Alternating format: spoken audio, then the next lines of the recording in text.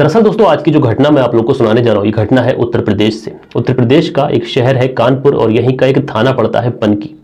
और दोस्तों पनकी थाने के अंतर्गत एक एरिया आता है, एक कॉलोनी आती है जिस कॉलोनी को गंगागंज नाम से भी जानते हैं। और यहीं पर एक परिवार रहता है। दरअसल दोस्तों ये जो परिवार रहता है, इस परिवार के जो मुखिया थे उनका नाम शंभू सिंह। दरअसल शंभू सिंह अब इस दुनिया में नहीं है और उनकी मौत हो चुकी है। उसकी जो पत्नी है उसका नाम तारावती और इनके दो बेटे हैं। दो बेटों में जो पहला बेटा है इसका नाम मोहित है, ये बड़ा बेटा है, और जो दूसरा छोटा बेटा है ये दीपक है, इसकी उम्र 28 साल। अब दोस्तों जब शंभू सिंह की मौत हो जाती है तो उसके बाद में जो घर परिवार की जो जिम्मेदारियां रहती हैं, जो घर परिवार का फैमिली का बर्डन रहता है, वो इन दो बेटों के ऊपर आता है। अब दोस्तों इसी को देखते हुए जो परिवार का बड़ा बेटा है मोहित सिंह अपनी एरिया की ही एक प्राइवेट कंपनी में नौकरी पकड़ लेता है। अभी वहां पर नौकरी करता है तो इसको लगता है कि कंपनी ठीक है, इसलिए छोटे भाई को भी उसी कंपनी में शिफ्ट करा देता है। अब मोहित सिंह और इसका छोटा भाई दीपक सिंह जिसकी उम्र 28 साल है, ये दोनों भाई इस प्राइवेट कंपनी में नौकरी करने लगते हैं। अब ये दोनों भाई अपनी माँ के साथ में, जो इनकी माँ है जो अब विधवा हो चुकी है, उसके जो पति हैं शंभू सिंह, उनकी डेथ हो चुकी थी, तो अपनी माँ के साथ में ये बड़ी हंसी खुशी जिंदगी गुजारते हैं। किसी भी प्रकार की कोई टेंशन नहीं, पैसे की दिक्कत थी वो भी दिक्कत भी दूर हो गई क्योंकि अब दोनों बेटे प्राइवेट कंपनी में नौकरी करने लगे थे। दरअसल दोस्तों मैं बात कर रहा हूँ 13 जनवरी 2023 की। रात का लगभग 10 बजे का समय था और दीपक जो है ये अपने मोबाइल से बात करता हुआ उस समय घर से बाहर निकल जाता है। लेकिन दीपक की जो माँ होती है जिनका नाम है तारावती, ये दीपक को रोकने की कोशिश करती है। उससे कहती है कि बेटा रात बहुत हो चुकी है, सोने का समय है, आखिर तुम कहाँ जा रहे हो। तो ये जो दीपक है जिसकी उम्र 28 साल हो चुकी है, ये अपनी माँ से कहता है कि दरअसल उसे उसके दोस्त का एक कॉल आया है और वो गया और अभी आया। उसके बाद में दीपक जो है वो अपने घर से चला जाता है। लेकिन माँ जो होती है इसकी जो आंखें हैं वो दरवाजे की तरफ लगी रहती हैं, गेट की तरफ लगी रहती हैं। ये माँ इंतजार करती रहती है कि कब उसका बेटा आएगा और उसके बाद ये गेट बंद करे सोए। लेकिन उसका जो बेटा है इसको गए हुए काफी ज्यादा समय हो चुका था। अब 2 घंटे का समय बीत चुका था, रात्रि के करीब 12 बज चुके थे। अब 12 बज चुके थे, दीपक का अभी भी कोई पता नहीं था। तो माँ जो होती है ये हैरान होती है कि आखिर अक्सर दीपक बाहर तो जाता है लेकिन 10 से 15 मिनट में लौट आता है, लेकिन आज क्या हुआ कि 2 घंटे से भी ज्यादा का समय गुजर चुका है, रात के 12 बज चुके हैं लेकिन दीपक का अभी कोई पता नहीं है। माँ परेशानी की हालत में दौड़ी दौड़ी सी अपने बड़े बेटे के पास जाती है। बड़ा बेटा जो कि मोहित है, मोहित से कहती है कि बेटा तेरा छोटा भाई घर से बाहर गया है, जब वो गया था तो उसके कान पे मोबाइल फोन लगा हुआ था, अभी तक घर पे नहीं आया है, 12 बज चुके हैं, देख तो कहाँ है। तो जो मोहित है ये भी एकदम से परेशान हो जाता है। मोहित तुरंत अपने भाई के मोबाइल नंबर पर कॉल लगाता है। अब दोस्तों मोहित जब अपने भाई के फोन पे कॉल लगाता है तो उसके जो भाई का फोन है वो उस समय स्विच ऑफ बताता है, नॉट रीचेबल बताता है, कवरेज एरिया से बाहर बताता है, लेकिन नंबर लगता नहीं है। अब मोहित जो है ये परेशान हो उठता है, लेकिन परेशानी के बावजूद भी ये कुछ कर नहीं पाता है। इसलिए ये पूरी रात अपने घर के ही अंदर रहकर अपने भाई का इंतजार करता है। पूरी रात गुजर जाती है, दीपक घर नहीं लौटता है और सुबह के तकरीबन 6 बजे के समय 14 तारीख की सुबह, यानी 13 तारीख को ये जो मामला था रात के समय हुआ था, 14 तारीख की सुबह 6 बजे के समय मोहित के घर का दरवाजा कोई व्यक्ति जोर जोर से खटखटाता है। मोहित दौड़ा दौड़ा जाता है, जैसे ही गेट खोलता है तो देखता क्या है कि उसके पड़ोस का ही रहने वाला राजू जो गेट पर खड़ा हुआ है। वो कहता है कि मोहित भैया, दरअसल मैं अपने मकान के बराबर में जो खाली प्लॉट है वहां पर कचरा फेंकने के लिए गया था और वहां पे मैंने एक डेड बॉडी को देखा। मुझे ऐसा लग रहा है कि ये जो डेड बॉडी है ये दीपक भैया का है। अब दोस्तों ये बातें जब राजू मोहित को बताता है तो मोहित के पांव तले से जमीन खिसक जाती है। वो नंगे पांव दौड़ता हुआ तुरंत उस प्लॉट में पहुंचता है। तो वहां पे जाने के बाद में देखता है कि वहां पे पहले से कुछ और लोग मौजूद हैं। मोहित है जब उस डेड बॉडी को देखता है तो तुरंत उस डेड बॉडी की शिनाख्त कर लेता है। दरअसल ये जो डेड बॉडी थी उसके ही भाई दीपक की थी। अब वहीं से कुछ लोग जो है मोहित की मां को इस बात की खबर देते हैं। मां एकदम से बदहवास दौड़ी दौड़ी सी वहां पे पहुंचती है और जो दीपक है उसकी डेड बॉडी को अपने गले से लगाकर दहाड़े मारकर जोर जोर से चीखने लगती है, चिल्लाने लगती है। अब दोस्तों इधर ये मां अपने बेटे को गले लगा के रोने लगती है, उधर मोहित जो है वो तुरंत नजदीकी पुलिस स्टेशन में पहुंचता है और इस पूरे वारदात की जो सूचना है पुलिस को देता है। पुलिस अपनी टीम के साथ में मौके पे पहुंचती है और जो दीपक की डेड बॉडी थी उसकी पूरी तरीके से शिनाख्त करती है। तो पता चलता है कि दीपक की जो हत्या है इसके सर को किसी भारी भरकम चीज से कुचला गया है। उसके बाद में पुलिस उस डेड बॉडी को अपनी कस्टडी में लेने के बाद में पोस्टमार्टम के लिए भेजती है। इधर डेड बॉडी को पोस्टमार्टम के लिए भेजा जाता है, इधर पुलिस जो है इस केस की छानबीन करने के लिए पूछताछ शुरू करती है। और सबसे पहले जो पूछताछ की जाती है वो दीपक की ही माँ और उसके भाई मोहित से की जाती है। अब दोस्तों पुलिस जब इस माँ बेटों से पूछताछ करती है तो ये जो माँ है ये पुलिस को सारी कहानी बता देती है। ये माँ बताती है दरअसल 13 जनवरी की रात को लगभग 10 बजे के समय दीपक जो है अपने किसी दोस्त से कॉल पर बात करते हुए घर से बाहर निकला था, लेकिन उसके बाद लौटकर घर नहीं आया। और उसके बाद में दोस्तों पुलिस जब उस मां से ये बात सुनती है कि दीपक मोबाइल पर बात करता हुआ निकला था, तो पुलिस सबसे पहले दीपक के मोबाइल का CDR निकालती है। और पुलिस जब इस नंबर की कॉल डिटेल निकालती है तो पुलिस को एक नंबर मिलता है और उस नंबर से पता चलता है कि लास्ट टाइम जो बात हुई वो इसी नंबर से हुई है। उसके बाद में पुलिस उस नंबर की डिटेल निकालती है तो पता चलता है कि ये जो नंबर है किसी शशांक नाम व्यक्ति के नाम पर रजिस्टर्ड है। अब दोस्तों पुलिस जो है वो शशांक के बारे में जानने की कोशिश करती है, कौन है, कहाँ रहता है। तो पता चलता है कि ये जो शशांक है ये कोई और नहीं बल्कि उसके ही पड़ोस में रहने वाला एक लड़का है। अब उसके बाद में पुलिस तुरंत उस शशांक को गिरफ्तार करती है, पुलिस थाने लेके जाती है और उससे पूछती है कि लास्ट टाइम तुमने ही दीपक को कॉल किया था, बताओ उसके मर्डर से तुम्हारा क्या लेना देना है। तो जो शशांक है ये बताता है कि साहब दीपक मेरा बेस्ट फ्रेंड था, मेरा अच्छा दोस्त था और अक्सर मैं उससे कॉल पे बात किया करता था। 13 तारीख की रात 10 बजे के समय मैंने ही दीपक को कॉल किया था, लेकिन उस समय मैंने दीपक को दारू पीने के लिए बुलाया था और दीपक जब मेरे पास आया था तो हम दोनों ही अकेले नहीं थे बल्कि दीपक के 3 और दोस्त थे। 3 और दोस्त जो थे उनका नाम, एक का नाम जैकी था, एक का नाम सत्येंद्र और एक का नाम जीतू, और ये तीनों ही जो थे ये सगे भाई थे।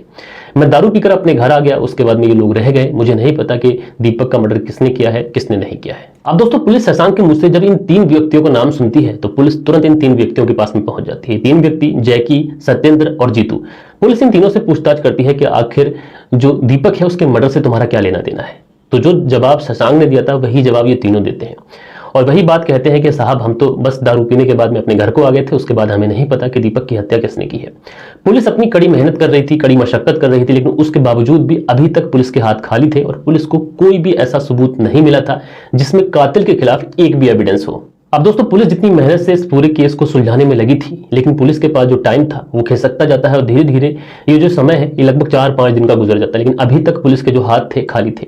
अब पुलिस पूरे मामले की छानबीन करने के लिए आखिरकार अपने खबरियों को एक्टिव करती है और उसके बाद में 19 जनवरी 2023 को एक खबरी पुलिस के पास आता है और कहता है कि साहब उड़ते उड़ते एक बात सुनी है। दरअसल एक महिला रहती है जिसका नाम आशा है और इस महिला की उम्र लगभग 34 साल के आसपास है। इसका एक बेटा भी है, बेटा जिसका नाम गोलू है और उसकी उम्र 15 साल है। तो तुम ऐसा करिए कि इस आशा को उठाइए और उससे पूछताछ कीजिए कि आखिर जो दीपक है उसके मर्डर से उसका क्या लेना देना है।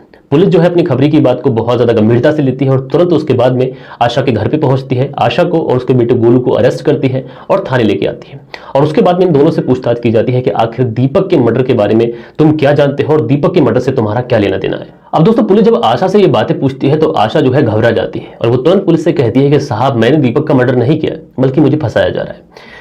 लेकिन आशा के सामने पुलिस एक ऐसा सबूत पेश करती है कि जिससे आशा जो है बुरी तरीके से फंस जाती है और उसके बाद जब पुलिस पूछताछ करती है तो आशा जो है कहीं ना कहीं टूट जाती है और उसके बाद आशा जो है वो पूरी कहानी जो पुलिस को बताती है यकीनन वो हैरान करने वाली थी। दरअसल आशा पुलिस को बताती है कि साहब मेरे पिता का नाम चंद्रिका सिंह है और माता का नाम नीतू, मेरा एक भाई है और मैं बचपन से पढ़ने में काफ़ी ज़्यादा तेज थी, इसीलिए मैं अपने इलाके से 12th की पढ़ाई भी करती हूँ और 12th की पढ़ाई करने के बाद में जब आगे पढ़ाई करने की बात आती है तो घर की जो माली हालत होती है वो काफ़ी ज़्यादा खस्ता होती है, इसलिए आगे की जो पढ़ाई है वो छूट जाती है। लेकिन ये जो आशा थी ये धीरे धीरे बड़ी हो चुकी थी। जब आशा जवान होने लगती है तो इसके जो पिता है चंद्रिका सिंह, उनको आशा की फिक्र होने लगती है, उनको आशा की फिक्र सताने लगती है कि अब इसके हाथ जो है पीले करने चाहिए क्योंकि आशा जवान हो चुकी है, शादी की इसकी उम्र हो चुकी है। घर परिवार जो कि पहले से ही माली हालत में कमजोर था, पिता एक प्लास्टिक की दुकान करते थे तो पैसा जो है बहुत ज्यादा लिमिटेड था, इसलिए चंद्रिका सिंह को अपनी बेटी आशा की फिक्र होने लगती है। और दोस्तों इसी के तहत चंद्रिका सिंह जो है वो अपनी बेटी की शादी के लिए एक लड़का ढूंढता है। जब बेटी की शादी के लिए लड़के की तलाश करता है तो इसी गांव गंगागंज का रहने वाला बाबू सिंह उसको मिल जाता है। बाबू सिंह जो कि 3 भाई थे और बाबू सिंह गंगागंज में अकेला रहता था, इसका जो पूरा परिवार था ये औरैया में रहता था। अब कहीं ना कहीं जब चंद्रिका सिंह बाबू सिंह को देखता है तो बाबू सिंह जो है वो चंद्रिका सिंह को पसंद आ जाता है। तो चंद्रिका सिंह जो होता है वो बाबू सिंह से अपनी बेटी आशा की शादी फिक्स कर देता है और उसके बाद में वो टाइम आता है कि शादी भी आखिरकार हो जाती है। अब दोस्तों आशा जो है ये शादी करने के बाद में जब बाबू सिंह के घर पहुंच जाती है तो अच्छे से अपनी जिंदगी व्यतीत करती है और देखते ही देखते दोस्तों 5 साल का समय गुजर जाता है और इस बीच में इनको एक बेटा भी होता है। बेटे का नाम ये लोग गोलू रखते हैं और बेटा जो है जब बड़ा होने लगता है तब इस परिवार में जो खर्चे हैं वो बढ़ जाते हैं। अब जब खर्चे बढ़ते हैं तो जो बाबू सिंह है उसकी कमाई थोड़ी कम थी तो परिवार की जो माली हालत है वो ठीक ठाक नहीं होने की वजह से बिगड़ने लगती है। अब आशा जब ये बात देखती है तो वो अपने पति का हाथ बटाने के लिए अपने ही घर के बाहर एक दरी बेचने की दुकान लगा लेती है। अब दोस्तों आशा जब अपनी दुकान लगा लेती है तो पहले तो इसकी दुकान जो है वो बहुत कम चलती है, लेकिन जैसे जैसे समय गुजरता है इसकी जो दुकान है चलने लगती है, ठीक ठाक वहां से पैसे कमा लेती है, इतने पैसे कमा लेती है कि ये अपने बच्चे की अच्छे से परवरिश कर सके। अब दुकान अच्छी चलने लगी थी, लेकिन इसके बीच में कुछ ऐसा होता है कि बाबू सिंह जो है इसका पति, उसको कुछ ऐसी बीमारी हो जाती है जिसकी वजह से उसकी मौत हो जाती है। अब जब बाबू सिंह की मौत हो जाती है तो पूरे परिवार की जो जिम्मेदारी है ये आशा पे आ जाती है। जब आशा पे परिवार की जिम्मेदारी आती है तो उनकी जो हालत है बहुत ज्यादा पतली हो जाती है और इसलिए आशा एक फैसला लेती है। ये सोचती है कि क्यों ना अपनी जो दुकान है ये गांव की ही जो मार्केट है वहां पे शिफ्ट कर दे। और उसके बाद में आशा जो है ये अपनी दुकान को ले जाने के बाद में मार्केट में शिफ्ट करती है। अब जब मार्केट में शिफ्ट कर देती है, वहां पे दुकान पहुंच जाती है, ठीक ठाक दुकान चलने लगती है। अब जो पैसों की दिक्कत हो रही थी वो पैसों की दिक्कत दूर होने लगती है। अब इससे ये अपने बेटे का अच्छी तरीके से भरण पोषण कर सकती थी, अपने बेटे को अच्छी शिक्षा दे सकती थी। और दोस्तों इधर जो दीपक है ये प्राइवेट कंपनी में नौकरी करता था, 28 साल इसकी उम्र थी। अच्छा खासा लंबा चौड़ा ये लड़का था और अपने दोस्तों के साथ में घूमता था। अच्छी खासी उस इलाके में दबंगई भी दिखाता था और अच्छा नाम इस इलाके में इसका चलता था। आशा को जब कभी भी कोई परेशान करता था, आशा मदद मांगने के लिए दीपक के ही पास जाती थी और दीपक सब काम छोड़कर आशा की मदद भी किया करता था। अब दोस्तों दीपक जो था ये आशा से उम्र में लगभग 6 साल छोटा था और इसी वजह से दीपक जो है आशा को भाभी कहकर बुलाता है। अब आशा को दीपक भाभी कहकर बुलाता है। भाभी और देवर का जब ये रिश्ता बन जाता है तो कभी कभार दीपक जो है वो आशा से हंसी मजाक भी कर लिया करता है। दोस्तों एक महिला और एक पुरुष, इनके बीच में जब हंसी मजाक देवर भाभी के रिश्ते से चलती है ये बहुत ज्यादा गलत होती है, क्योंकि इसी से बहुत सारी जो क्राइम है वो पनपता है। आखिरकार जब दीपक जो है वो हंसी मजाक कर लिया करता है आशा से, तो उसके बीच में कुछ ऐसा होता है कि इन दोनों के बीच में जो है नजदीकियां बढ़ जाती हैं और देखते ही देखते कब ये दोनों एक दूसरे के करीब आ जाते हैं किसी को कान कान खबर नहीं होती है।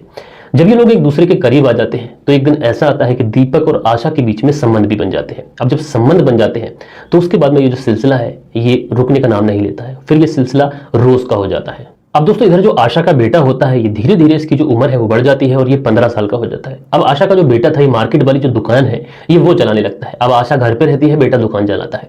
अब इसी वजह से दीपक को अब कोई भी परेशानी नहीं होती है आशा से मुलाकात करने में, आशा से एक तरीके से टाइम स्पेंड करने में। उसके बाद में दीपक जब भी इसका मन करता है आशा के घर पे जाता है, उसके साथ में शारीरिक संबंध बनाता और उसके बाद में घर वापस आ जाता है। अब दोस्तों इनके बीच में लगातार संबंध बन रहे थे, लेकिन इसकी खबर कानों कान भी नहीं थी आशा के बेटे गोलू को। लेकिन कहीं ना कहीं जो आस पड़ोस के लोग होते हैं उनको इस बात की भनक लग जाती है, खबर लग जाती है।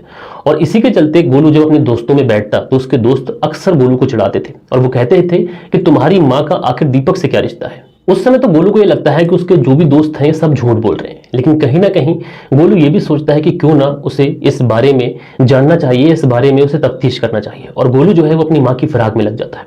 और उसके बाद में एक दिन गोलू जब अपने घर पहुंचता है तो वो अपनी खिड़की से देखता है कि उसकी जो माँ है ये दीपक के साथ में आपत्तिजनक हालत में है। जब वो अपनी माँ को दीपक के साथ में इस आपत्तिजनक हालत में देखता है तो उसके पांव तले से जमीन खिसक जाती है। अब दोस्तों गोलू जब अपनी माँ को दीपक के साथ में इस हालत में देखता है तो उसे गुस्सा तो बहुत आता है, लेकिन वो अपनी माँ के साथ में कुछ कर नहीं पाता, उससे बात नहीं कर पाता। इसीलिए गोलू जो है गुस्से में अपने मामा दयानंद के पास में जाता है और मामा को जाने के बाद में सारी बात बताता है। अब मामा ये बात सुनता है तो वो गुस्से में भुंसट होकर दौड़ा दौड़ा अपनी बहन के पास आता है और अपनी बहन को बहुत ज्यादा समझाने की कोशिश भी करता है। उससे कहता है कि तुम जो कुछ भी कर रही हो ये ठीक नहीं है और इससे तुम्हारी बेटी की जो जिंदगी है ये बर्बाद हो जाएगी। तुम्हारा बेटा गोलू समाज में कहीं मुंह दिखाने के काबिल नहीं रहेगा, इसलिए तुम जो भी कुछ कर रही हो ये अभी की अभी छोड़ दो, बिल्कुल अच्छा नहीं है। आशा का भाई दयानंद आशा से जब उसके बेटे का वास्ता देता है तो कहीं ना कहीं आशा की आंखों में आंसू आ जाते हैं। आशा की आंखों में एक अजीब सी चमक आ जाती है जब उसके बेटे का नाम आता है और इसीलिए ये हाथ जोड़कर अपने भाई और अपने बेटे गोलू से माफी मांगती है और उससे कहती है कि वो जो भी कर रही थी आगे से बिल्कुल नहीं करेगी और उसे माफ कर दो। उसके बाद में उसका जो भाई है, उसका जो बेटा है, वो आशा को गले से लगा लेते हैं, उसे माफ कर देते हैं। और उसके बाद में जैसे ही गोलू दुकान पे जाता है, 1-2 दिन का समय गुजरता है, एक दिन जो है दीपक आशा के घर पे आ जाता है और आशा से उसी तरीके के संबंध बनाने की जिद करता है। लेकिन आशा जो है वो सारी बात दीपक को बता देती है। वो कहती है कि दरअसल तुम्हारे और मेरे बीच में जो भी संबंध है इसके बारे में मेरे बेटे गोलू और मेरे भाई दयानंद को सब पता चल चुका है, इसलिए अब हमारे बीच में इस तरीके के कभी संबंध नहीं बनेंगे। लेकिन दीपक जो था उसके ऊपर इश्क का भूत सवार था, ये आशा से वहीं पर जबरदस्ती करने लगता है। लेकिन आशा इसका विरोध करती है और बिल्कुल भी इनकार करती है कि वो आगे से ऐसा कभी नहीं करेगी। जब दीपक देखता है कि आशा अब बिल्कुल बदल चुकी है तो दीपक जो है वो आशा को ब्लैकमेल करता है। वो उससे कहता है कि अगर तुम मेरे साथ में संबंध नहीं बनाओगे, मेरे साथ में रिलेशनशिप में नहीं रहोगे तो तुम्हें मुझे कुछ पैसे भी देने होंगे और अगर तुमने ये सब कुछ नहीं किया तो तुम्हारी जो बदनामी है मैं समाज के अंदर कर दूंगा और तुम कहीं भी मुंह दिखाने के काबिल नहीं रहोगी। अब आशा जब दीपक के मुंह से ये बातें सुनती है बदनामी के डर से, आखिरकार आशा अपने आप को दीपक को सौंप देती है। उसके बाद में दीपक जो होता है वो आशा की मर्जी के खिलाफ जाकर उससे शारीरिक संबंध बनाता है और उसके बाद में अक्सर ये आशा के घर जाता, उसकी मर्जी के खिलाफ जबरदस्ती उसके साथ में संबंध बनाता। आशा के साथ में जब ये रेगुलर फिर होने लगा तो आशा को बड़ा डर सताने लगा। उसको ऐसा लगने लगा कि अगर दोबारा से उसके बेटे गोलू को ये बात पता चल गई तो बहुत अनर्थ हो जाएगा। इसलिए ये सारी बात आशा अपने भाई दयानंद को बताती है। वो बताती है कि दीपक अक्सर उसके घर आता है और उसके साथ में लगातार विरोध करने के बावजूद भी उसके साथ में शारीरिक संबंध बनाता है, और जब वो विरोध करती है तो वो कहता है कि वो तुम्हारी समाज में बदनामी कर देगा, जिसकी वजह से तुम कहीं मुंह दिखाने के काबिल नहीं रहोगी। अब दोस्तों, दयानंद जब अपनी बहन के मुंह से ये बात सुनता है तो ये उसी समय ठान लेता है कि दीपक को अब सबक सिखा के रहेगा, और इसी के तहत दयानंद एक प्लान बनाता है जिसके तहत वो फैसला करता है कि दीपक को इस दुनिया से हमेशा हमेशा के लिए विदा करने का समय आ गया। और इस प्लान में ये अपनी बहन और अपने भांजे गोलू को भी शामिल करता है और उसके घर पर पहुंच जाता है।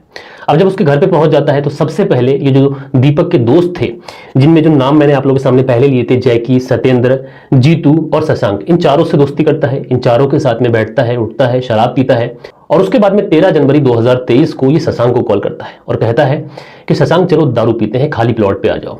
तो शशांक जो है ये इस बारे में अपने 3 दोस्तों को कॉल करता है। 3 दोस्त जो कि जैकी, सत्येंद्र, जीतू, इन तीनों को भी कॉल करता है, कहता है कि दारू की पार्टी है, चलो खाली प्लॉट पे आ जाओ। ये चारों मिलकर दयानंद के पास में पहुंच जाते हैं। दयानंद जो कि पहले से शराब लेके आ चुका था।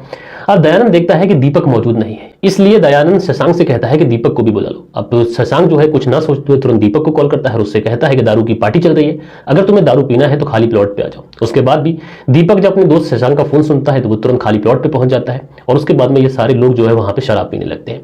लेकिन दयानंद जो था ये शराब नहीं पी रहा था, और इसने पहले से ही अपनी बहन आशा और उसके बेटे गोलू को झाड़ियों के पीछे छुपने के लिए बोल दिया था। और उसके बाद में जैसे ही ये लोग वहां से शराब पीने के बाद में अपने अपने रास्ते होते हैं, और दीपक जैसे ही जाता है वहीं झाड़ियों से उसकी बहन और उसका जो भांजा गोलू है वो निकल जाते हैं, और पीछे से दयानंद, ये तीनों मिलकर दीपक के साथ में मार पिटाई करते हैं, और वहीं पर भारी भरकम किसी चीज से उसके सिर पर कई सारे वार करते हैं, और जिसकी वजह से मौके पर ही दीपक की मौत हो जाती है। अब दीपक के साथ में जब ये पूरा झगड़ा चल रहा था तो उस समय दीपक जोर जोर से चीख रहा था, और उसकी चीखों की आवाज उसके चारों दोस्तों के कानों में भी जा रही थी, लेकिन उस समय उसका कोई भी दोस्त उसको बचाने के लिए वहां पे नहीं पहुंचता है।